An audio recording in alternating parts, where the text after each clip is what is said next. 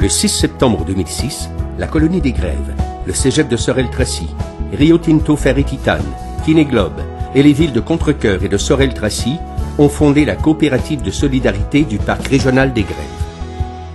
Ce projet de parc régional permet l'accès public à un espace naturel exceptionnel et à une réappropriation collective par la population locale du fleuve Saint-Laurent.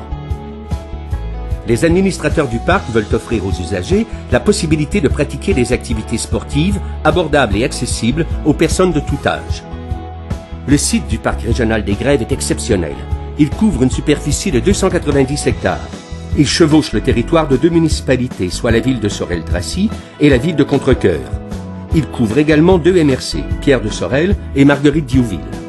On retrouve des éléments surprenants et une biodiversité remarquable sur le site du parc régional des Grèves, tels qu'une forêt mixte, une pinède centenaire, une zone de conservation, un parc de résidus miniers qui servira de site récréo-touristique dans un proche avenir, plus de 250 espèces florales, 79 espèces d'oiseaux et plus de 350 espèces de champignons.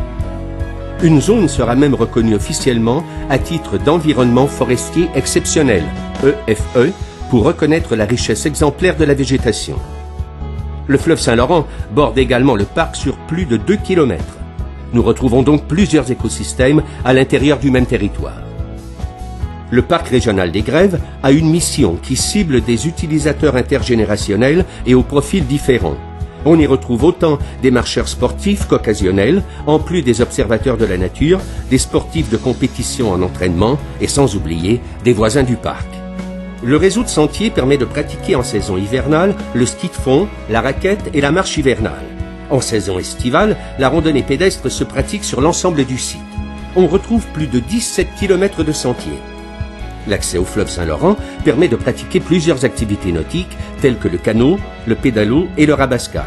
Le parc possède des plateaux d'activités intéressants tels qu'une piscine, une piste d'hébertisme, une patinoire et une mini-ferme. On retrouve également des circuits interprétés, des aires de pique-nique, des aires de restauration et la possibilité de loger sur le site du parc, soit dans des chalets, auberges ou dortoirs.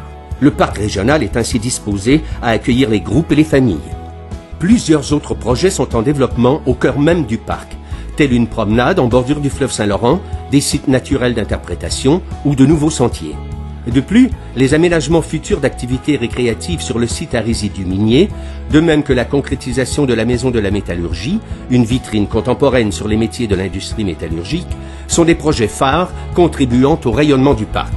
Avec son offre croissante et diversifiée, le parc attirera une clientèle de plus en plus nombreuse et en provenance de différentes régions du Québec. Un parc régional créé par des gens d'ici, pour des élèves, des familles et des visiteurs de partout.